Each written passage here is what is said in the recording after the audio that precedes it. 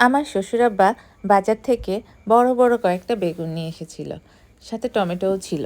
তো বেগুন তো অনেকভাবে ভর্তা করে খাই, পুড়িয়ে ভর্তা করি, তারপরে হচ্ছে সিদ্ধ করে ভর্তা করি, টমেটো দিয়ে ভর্তা করি, ভাজি করেও ভর্তা করি। তো সব রকমভাবেই আমার কাছে বেগুন ভালো লাগে।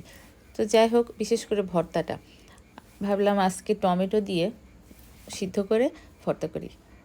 সেজন্য প্রথমেই বেগুনটা আমি আগে কেটে নিলাম, তারপরে নিয়ে নিলাম টমেটোটাও কেটে এই দুইটা একসাথে আমি ধুয়ে পরিষ্কার করে সামান্য পানি দিয়ে কারি কুকারে সিদ্ধ করতে দিব।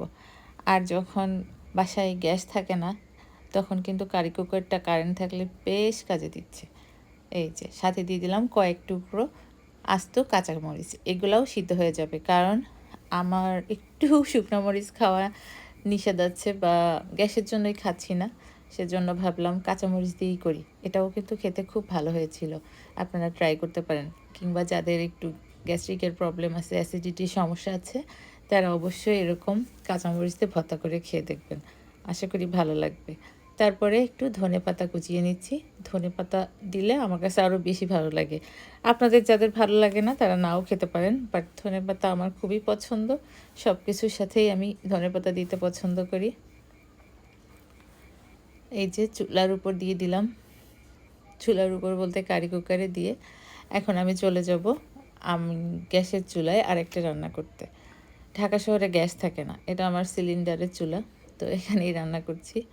এই শীত আসতে না আসতেই গ্যাস আসা বন্ধ হয়ে গেছে। তো এখানে রান্না করব ব্রয়লার মুরগি। ব্রয়লার মুরগিটা আমি একটু মাখা মাখা করে রান্না করব, তাহলে কিন্তু খেতে খুব ভালো লাগে ঝোলের চেয়ে।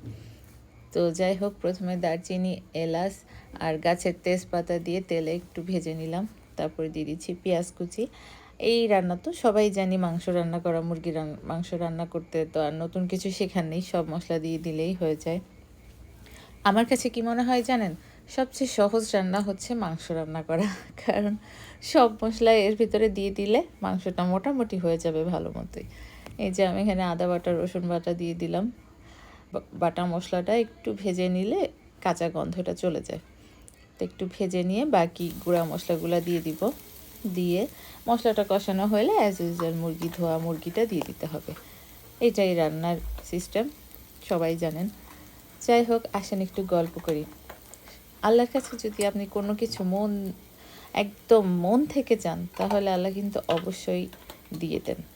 আর সেই চাওয়াটার জন্য কিন্তু আপনাকে সেই পরিমাণ পরিশ্রমও করতে হবে। আমি দেখেছি, আপনি যদি 5 ওয়াক্ত নামাজ পড়ে একদম খাস দিলে, মনের ভিতরে কোনো অহংকার বা কোনো কিছু না রেখে আল্লাহর কাছে চাইতেই থাকেন কন্টিনিউয়াসলি, এবং তাহাজ্জুদ নামাজ পড়ে, তাহাজ্জুদ নামাজটা যে কী পরিমাণ উপকারী, সেটা অনেকেই যারা উপকারিতা পেয়েছে তাদের কাছে শুনলেই বুঝতে পারবেন। তাহাজ্জুদ নামাজ পড়ে যদি আল্লাহর কাছে কান্নাকাটি করে কিছু চান, আল্লাহ নিরাশ করে না কখনো, এটা কিন্তু প্রমাণিত। তো যেটা বলতেছি, যারা নামাজ পড়েন না তারা অবশ্যই নামাজ পড়বেন। 5 ওয়াক্ত নামাজ পড়াটা খুবই দরকার। আপনি ধরেন বলতে পারেন অনেক কাজে ব্যস্ত, পুরা নামাজ পড়ার দরকার নেই, আপনি ফরজটা আদায় করেন।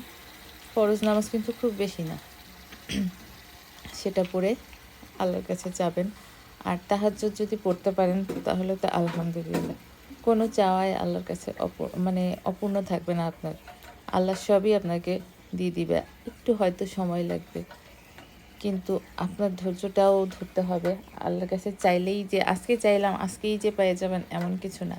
সেরকম যদি হতো, আমরা ধরেন একটা অন্যায় করলাম এখনই, শাস্তিটা যদি এখনই দিয়ে দিত তাহলে কেমন হতো, অনেক কষ্ট হতো।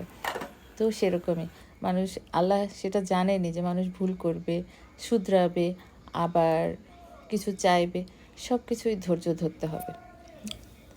যাই হোক, কথা বলতে বলতে আমার মাংস কষানো হয়ে গেছে, এর ভিতরে এখন একটু সামান্য পানি দিয়ে ঢেকে রাখবো, তারপর একদম মাখা মাখা হইলে নামিয়ে ফেলবো। এটা হচ্ছে খুব ইজি রান্না, কিন্তু ব্রয়লার মুরগিটা যদি এইভাবে রান্না করে খান খুবই ভালো লাগে। ওদিকে মাংসটা ঢেকে দিয়ে আসছি, এদিকে আমার এখানে সিদ্ধ কি বলবো, বেগুন আর টমেটো সিদ্ধ হয়ে গেছে, পানি শুকিয়ে গেছে। এভাবে পানিটা শুকিয়ে নেবেন, তাহলে কিন্তু মজা হয়। এই যে পানিটা শুকিয়ে গেছে, এখন এটাকে আমি একটু গরম গরম যেহেতু, এই যে হামাল দিস্তার ইয়া দিয়ে আস্তে আস্তে ইয়া করে নিচ্ছি। এটা কিন্তু হাত দিয়ে চাপ দিলেই হয়ে যায়। আমি গরমের জন্য এই কাজটা করতেছি খুব আস্তে আস্তে। এটা হয়ে গেলে যে টমেটোর গায়ের চামড়া আর বেগুন যদি বেশি মোটা থাকে তাহলে বেগুনের গায়েরও একটা পাতলা প্লাস্টিকের মতো চামড়া থাকে, ওইটা উঠে ফেলে দিবেন। ফেলে দিয়ে তারপরে যে একটু পেঁয়াজ, এর ভিতরে যেহেতু কাঁচামরিচ আছে আর কোনো এক্সট্রা কাঁচামরিচ দিব না, তবে যারা বেশি ঝাল খেতে পছন্দ করেন তারা দিতে পারেন। আমি একটু সরিষার তেল আর পেঁয়াজ লবণ দিয়ে ভালো করে মেখে এখন বেগুনটার সাথে মাখিয়ে নিব। খুবই ইজি মানে করা এটা, আর খেতেও কিন্তু খুব ভালো হয়। আর শেষে যেহেতু একটু ধনেপাতা দিব, স্মেলটাও হয় অসাধারণ। তো আমার বাসায় যারা ভর্তা খেতে চায় না, আছে না বাচ্চারা অনেক সময় ভর্তা খেতে চায় না, ও কিন্তু হাত চাটতে চাটতে মজা করে খেয়ে নিচ্ছে, এই আর কি। এমনকি আমার ভাগ্নিটা ছিল ছোট পিচ্চি, ও কিন্তু হাত দিয়ে টেস্ট করে দেখে বলে মামি কেমন হয়েছে আমি দেখি, তারপর ও দেখে একটু খাইলো, কারণ ঝালের পরিমাণটা তো খুব বেশি ছিল না, এই জন্য সবাই খেতে পেরেছে, কিন্তু মজা ছিল। ভর্তাটা মাখানো হয়ে গেল। এখন এই দেখেন, এই দুইটা যদি ভর্তা কেউ না খেয়ে থাকেন, টমেটো আর বেগুন, একবার করে খেয়ে দেখবেন, ভীষণ মজা লাগবে। ভালো করে মেখে নিচ্ছি, এই যে খেয়ে দেখলাম আচ্ছা লবণ টবণ ঠিক হয়েছে কিনা দেখলাম, তারপরে আর একটু বোধহয় লেগেছিল, তারপর দিয়ে দিলাম। দিয়ে এটার কাজ তো শেষ। এখন চলে যাচ্ছি রান্নাঘরে। আমার মাংসটার কি অবস্থা দেখি। এই দেখেন পানিটা অনেকটাই শুকিয়ে গেছে। এখন আর 2-1 মিনিট একটু আলগা করে রাখলেই এটা আরও টেনে যাবে, আর আমিও নামিয়ে ফেলবো। তো যারা ভিডিওটা কষ্ট করে দেখেছেন সবাইকে অনেক অনেক ধন্যবাদ। আল্লাহ।